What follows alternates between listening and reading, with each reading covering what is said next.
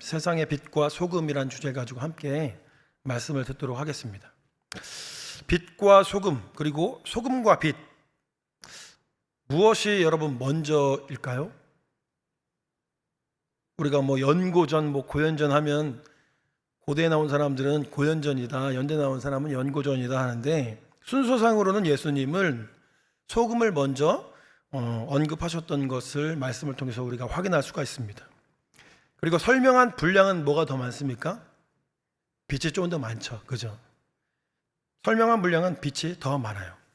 순서가 어쨌든지 빛과 소금은 무엇을 상징하냐면 예수님이 이 세상에 대해서 어떻게 이해하셨는가를 반영하는 것입니다. 이 세상은 어떠한가? 예수님이 보셨을 때 많이 부패했고요, 또 어두워져 가는 세상이기 때문에 너희가 나아가서 부패한 것을 부패하지 않게 깨끗하게 만들고 어두워져 가는 세상에 빛이 되어라 라는 말씀으로 오늘 말씀을 해 주신 것입니다. 오늘은 세상의 빛과 소금의 첫 번째 시간으로 빛과 소금 중에 좀 소금의 방점을 두고 설명하면서 빛과 소금의 공통점과 차이점에 대해서 알아가 보도록 하겠습니다. 소금하니까 하나의 어떤 이야기가, 저의 어떤 삶에서 이야기가 떠오릅니다. 얼마 전에 날씨가 아주 많이 더워져서 제가 콩국수를 이렇게 만들어 먹을 일이 있었습니다. 그래서 요즘에 유튜브에 많이 유행하는 두부를 어떻게 깨랑같이 갈아가지고 콩국수를 만드는 방법이 있어요. 백종원 레시피라고 해서 그거를 막 만들어서 먹는데, 다른 재료는 다 있는데 뭐가 없었을까요? 소금이 없었습니다. 오늘 또 소금인데 이게 불과 일주일 전의 일입니다. 제가 만들어낸 일이 아니라 진짜 소금이 없었어요. 근데 맛소금은 있는 겁니다. 그래서 마트에 나가서 사자니까 너무 귀찮고 그냥 맛소금으로 대충 만들어 먹어야 되겠다 이렇게 생각을 했는데, 여러분 음식이 어떻게 됐을까요? 중간에 다 못 먹는 줄 알았습니다. 너무 맛이 없어가지고 간신히 먹었어요. 그래서 제가 생각하기를 소금이라고 다 같은 소금이 아니구나, 그런 생각을 했어요. 여러분 옆 사람과 이렇게 인사하겠습니다. 그리스도인이라고 해서 다 같은 그리스도인이 아닙니다. 순종해 주세요. 준비를 했으니까. 그리스도인이라고 해서 여러분 다 같은 그리스도인이 아니에요. 조금 여러분 투박하더라도 진짜 굵은 소금처럼 진짜 그리스도인들이 되시기를 주님의 이름으로 축원합니다. 오늘 13절 말씀 전반절을 함께 한번 소리내서 읽도록 하겠습니다. 시작. 너희는 세상의 소금이니 소금이 만일 그 맛을 잃으면 무엇으로 짜게 하리요, 말씀하셨습니다. 예수님이 말씀하십니다. 너희는 세상의 소금이다. 소금이 우리가 흔히 주변에서 너무나 쉽게 찾을 수 있는 식재료이죠. 그리고 요즘에는 또 저염식이라고 해서 소금을 많이 안 먹는 것이 습관화되어 있기도 합니다. 그래서 소금이라는 것을 되게 가치 절하해서 이렇게 생각하는데, 옛날에는 물류가 잘 발달하지 않았기 때문에 옛시대의 그 갈릴리와 예루살렘 지역에서 소금은 매우 진귀한 것이었습니다. 그래서 일례로 로마 시대에는 군인의 그 봉급을 소금으로 줬다고 합니다. 여러분 아십니까? 솔트잖아요. 솔트. 그래서 이 소금이라고 하는 이 솔트가 나중에는 샐러리가 됐다, 봉급이 됐다라는 이야기가 실제로 있어요. 솔트에서 샐러리가 나왔습니다. 여러분 다큐에서 보면은 아마존 부족들이 아마존에서 생활하다 보니까 아무래도 다른 것은 이제 단백질이나 이런 거는 구하기가 쉬운데 소금이나 이 나트륨을 섭취하기가 너무 어렵다고 합니다. 그래서 선교사님들이나 아니면 NGO 단체에서 소금을 갖다 주면은 이 사람들이 막 사탕을 핥아 먹듯이 막 핥아 먹는 것을 보게 돼요. 여러분 왜 그럴까요? 우리의 혈액 속에 0.9%가 소금으로 이루어져 있고, 사실 염도가 떨어지면 사람은 제대로 기능할 수가 없기 때문입니다. 그래서 소금은 사람이 살아가는 데 있어서 없어서는 안 될 필수 불가결한 것이고, 또 상대적으로 고온을 유지하는 이스라엘 지역에서 땀이 많이 배출되기 때문에 소금은 꼭 필요했고, 음식의 부패를 방지하고 맛을 내는 데는 없어서는 안 되는 물질이었던 것입니다. 그런데 오늘 말씀에 뭐라고 합니까? 소금이 그 맛을 잃었다라고 설명하고 있어요. 소금이 어떻게 그 맛을 잃나? 지금에야 우리가 깨끗하고 새하얀 소금을 쉽게 생산해낼 수 있지만 당시에는 암염이라고 해서 소금기를 머물고 있는 돌을 물에 넣고 끓여서 그 짠기로 음식물을 만들었다고 합니다. 이 암염을 한 번, 두 번, 세 번, 10번, 15번 쓰면 그 다음에는 짠기는 점점 빠지고 나중에는 쓴맛만 내게 되어서 이를 맛을 잃었다라고 표현한 거예요. 이 맛을 잃은 소금을 여러분 어떻게 했겠습니까? 13절 후반절 말씀 함께 읽겠습니다. 시작.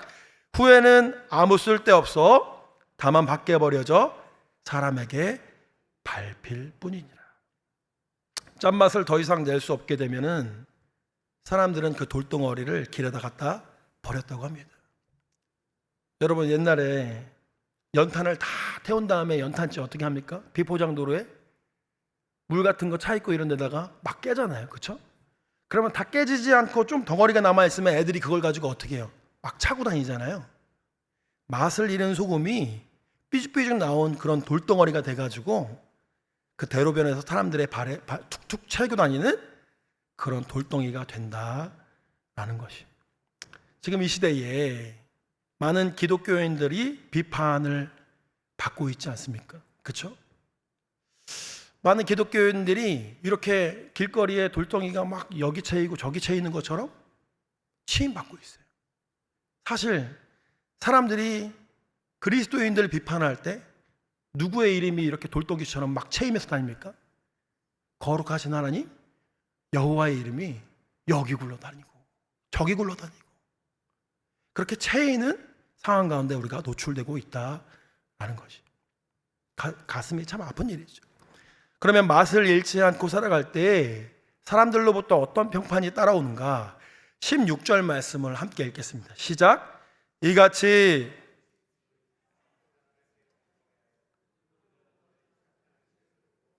하늘에 계신 너희 아버지께 영광을 돌리게 하라.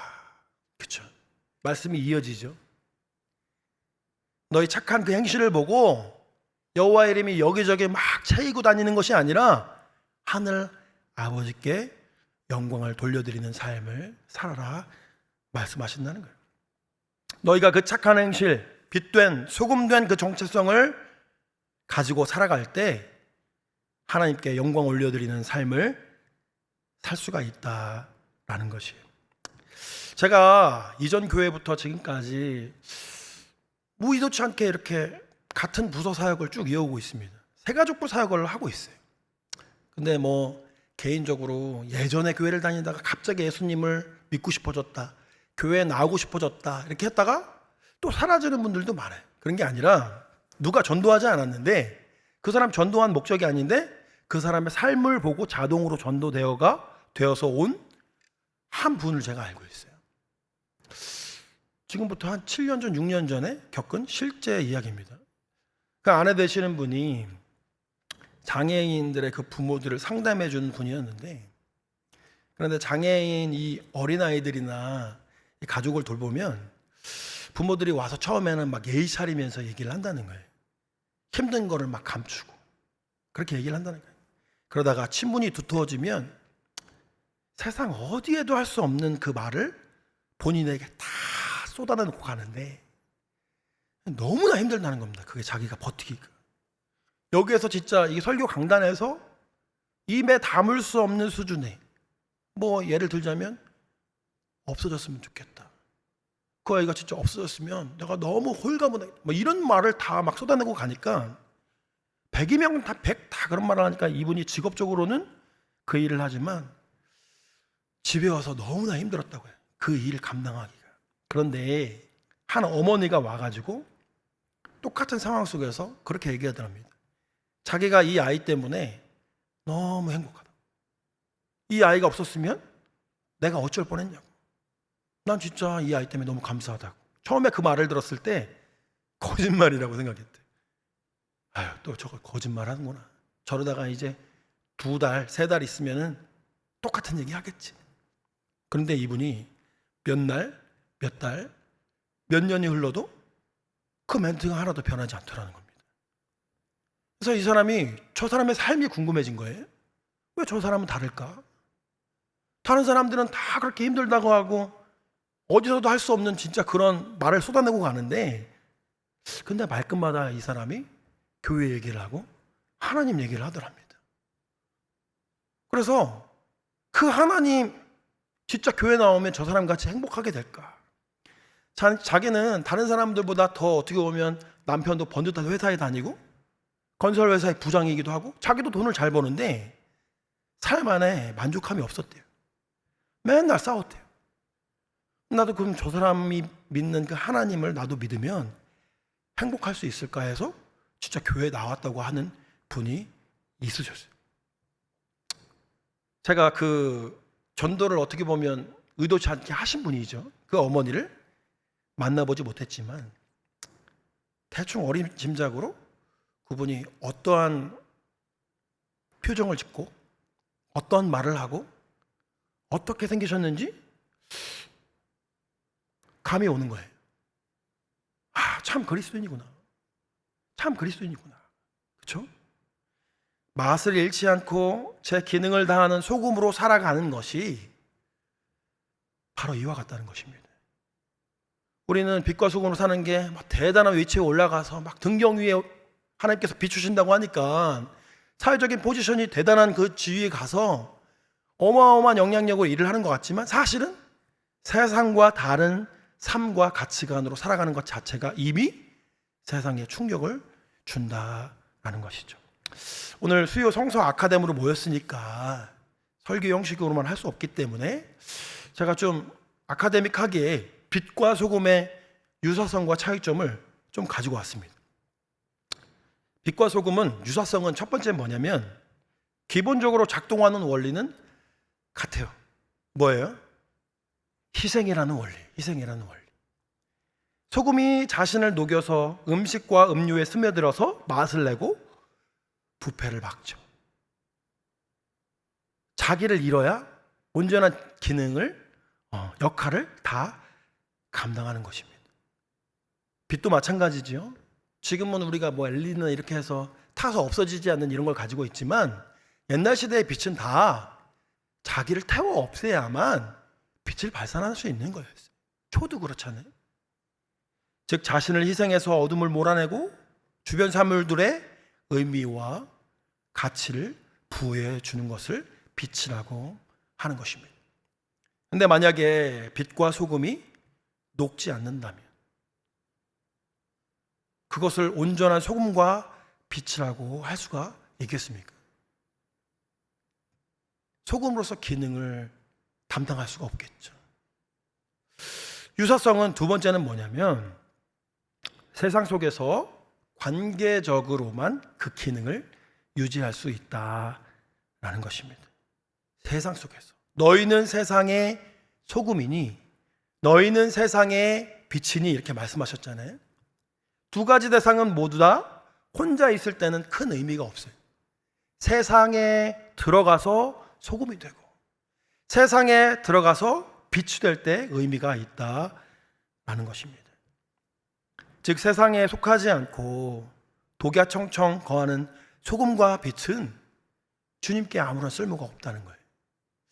우리 저희 후배 중에 아버님이 기도를 하루에 10시간 12시간씩 하시는 분이 있었어요.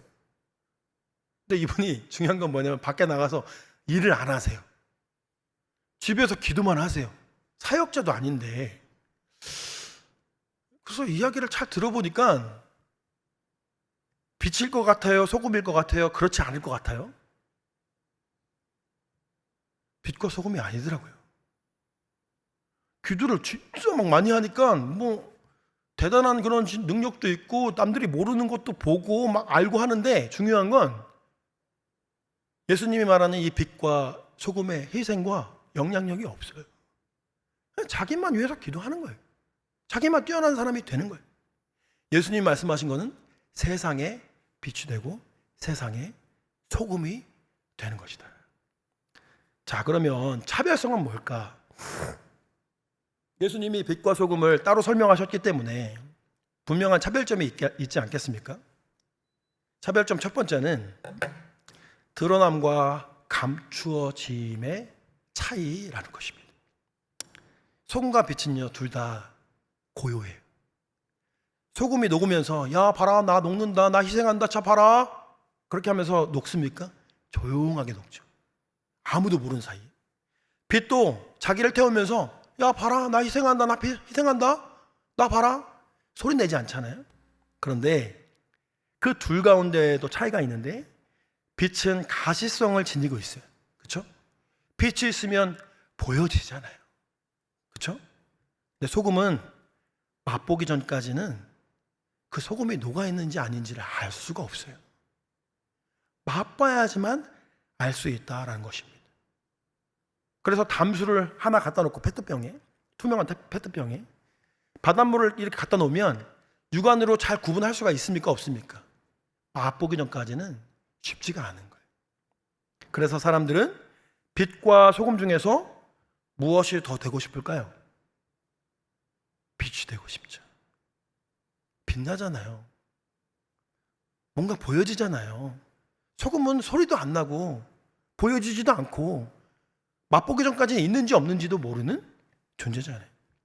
차별성 두 번째는 능동성과 수동성의 차이가 있다는 것입니다. 빛은요, 능동적인 성향의 물질이에요. 자기를 발산해요. 막 뚫고 들어가요. 새로운 일을 창조하고 어둠을 몰아내는 적극성을 가지고 있어요. 그래서 빛으로 살아오신 분들이 있죠.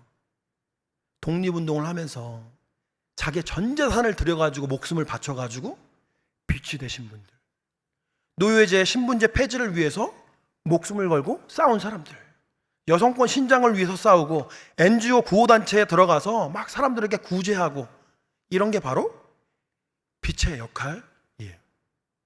그런데 소금은 그거에 비해서는 조금 더 수동적이에요. 보존하는 역할을 해요. 잘 소리가 안 나요. 부패를 방지하고 막아서는 소극적인 경향성이 있다라는 것입니다. 소금에 대해 생각할 때 스토퍼가 생각났어요. 여러분 스토퍼라고 아십니까? 문을 이렇게 열은 다음에 다시 닫히지 않게 말발굴처럼 해놓거나 안에다 뭘 껴놓으면 고정돼 있잖아요. 스토퍼. 근데 우리 사회에도 곳곳에서 이런 스토퍼가 존재할까요? 안 할까요? 존재한다는 거예요. 그래서 큰일이 생기고 부패하는 것을 곳곳에 있는 스토퍼들이 막아줄 때가 많다라는 것입니다. 그 사람들이 적극적으로 말하고 행동하지 않아도 전체적인 분위기를 맑고 깨끗하게 보존하는데 매우 중요한 역할을 한다라는 것입니다. 우리가 공동체에서 어떤 이야기를 하는데 막 부정적인 얘기를 하기 시작해요. 부정적인 얘기가 한 번 나고 거기서 그치나요? 재밌잖아요. 그게 꼬리에 꼬리를 물고 막 양산해서 퍼진단 말이에요. 근데 그 자리에 소금의 정체성을 가진 한 사람이 있다면 그 사람이 그것을 막아설 수가 있는 거예요. 회사에서 부정한 일, 막 비리와 부정이 일어날 때 그 자리에 소금의 정체성을 가진 한 사람의 그리스도인이 있다면 쉽게 그런 거를 막 비리를 저지르지 못하죠. 거짓말을 통해서 부정을 가리려고 하고 힘없는 M1 피해자를 양산해낼 때 그 자리에 소금의 정체성을 가진 그리스도인이 있다면 그 사람이 막 소리내서 반대하고 하지 않아도 이미 그 사람이 소금의 역할을 다 감당해내고 있다는 것입니다. 제가 아는 소금의 역할을 잘 감당해내신 한 분이 있어요. 저랑 친하지는 않습니다. 소금하니까 생각이 났어요. 그분은 초대 세브란스 병원장이신 알렌이라는 선교사님이세요. 이 사람은 고종 황제의 어이였어요. 갑신정변 때 그 고종 황제의 처조카였던 민영익을 목숨을 걸고 치료하여서 어이가 됩니다. 왜 목숨을 걸었느냐? 왕손을 치료하다 죽잖아요. 그 사람 극형이에요. 그런데 하나님이 어떤 믿음을 주셨는지 이 사람이 최선을 다해서 되게 어떻게 보면 그때 당시로는 되게 파격적인 시술을 해가지고 민혁이를 살려냅니다. 이 사람은 실력이 있었거든요.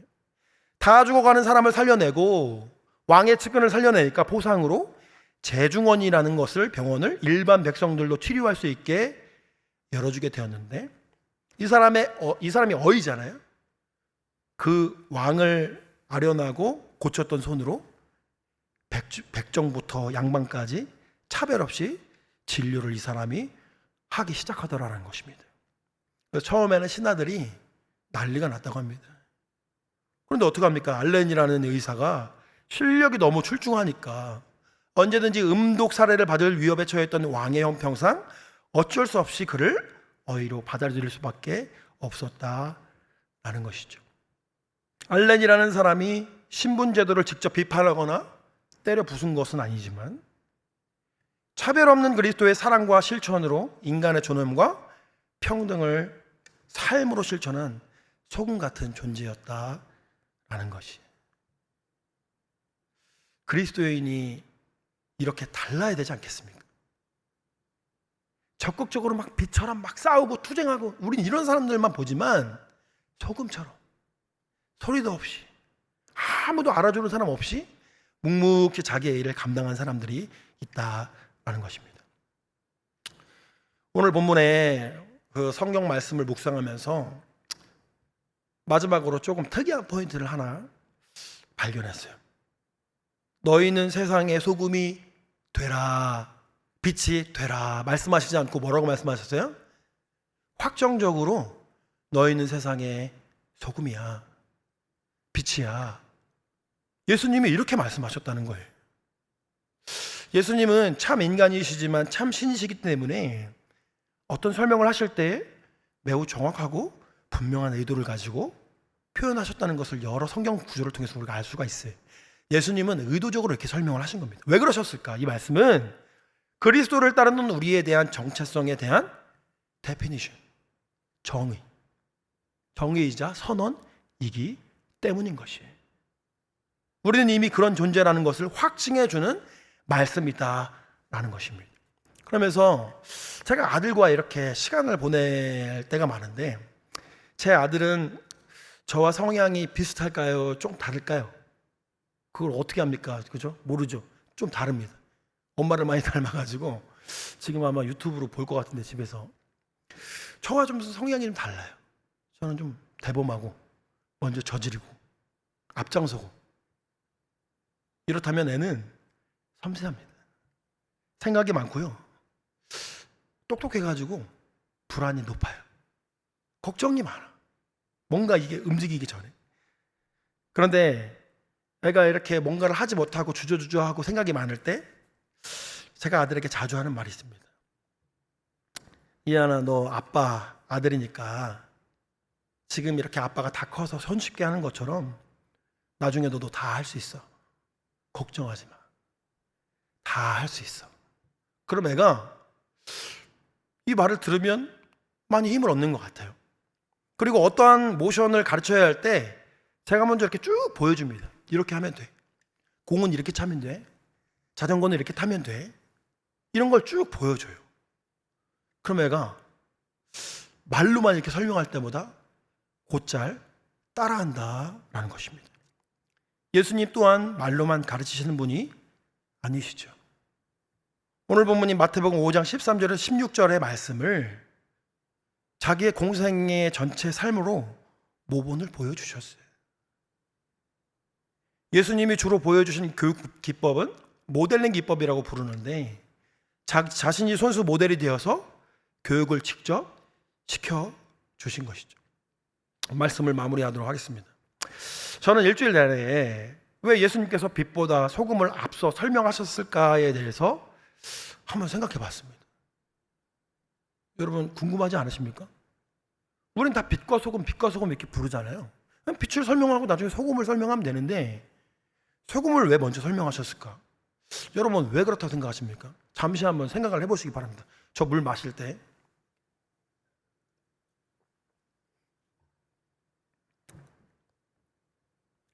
제가 일주일 동안 생각해 봤습니다.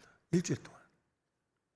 그러면서 앞서 설명드린 알렌 선교사님의 그 소금과 같은 그 삶이 떠올랐고, 그 뒤에 계시는 예수님의 십자가의 모습이 떠올랐어요.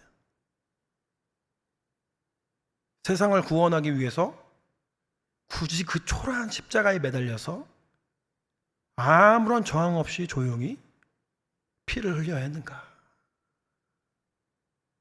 그게 인류를 구원할 수 있는 유일한 방법이었을까?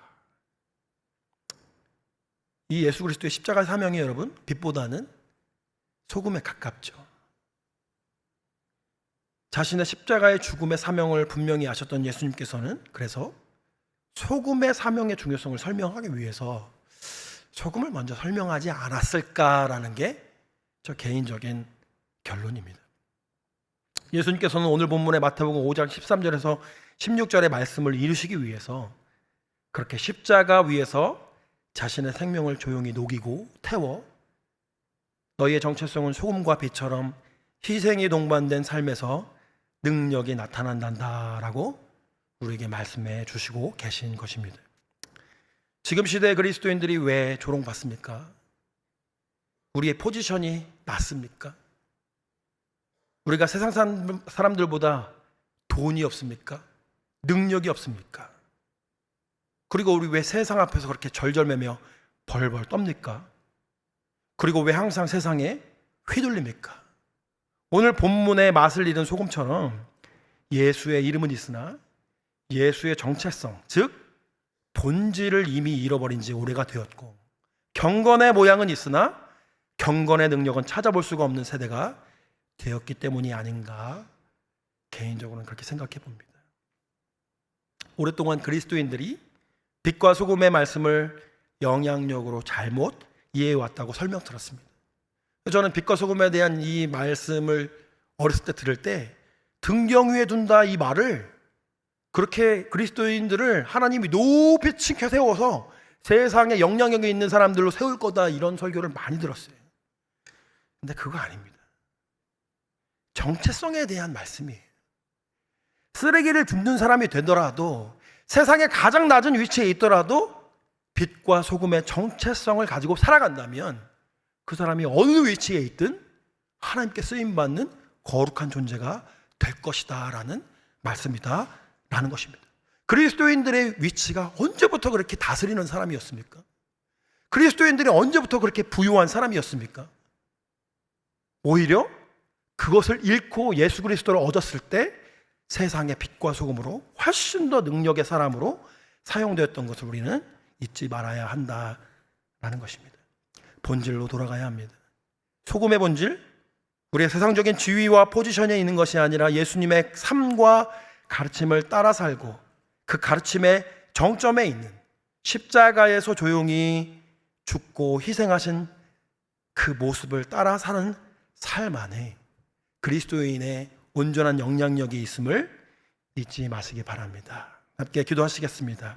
하나님, 오늘 마태복음 말씀을 통해서 소금의 역할로 살아가는 것, 맛을 잃지 않고 살아가는 것이 얼마나 어렵고 소중한 일인지 알려주셔서 감사드립니다.